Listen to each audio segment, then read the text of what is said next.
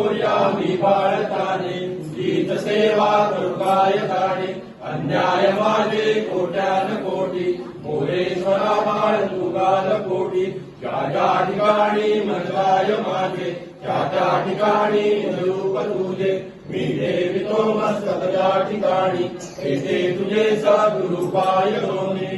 बोला गणपती बाप्पा.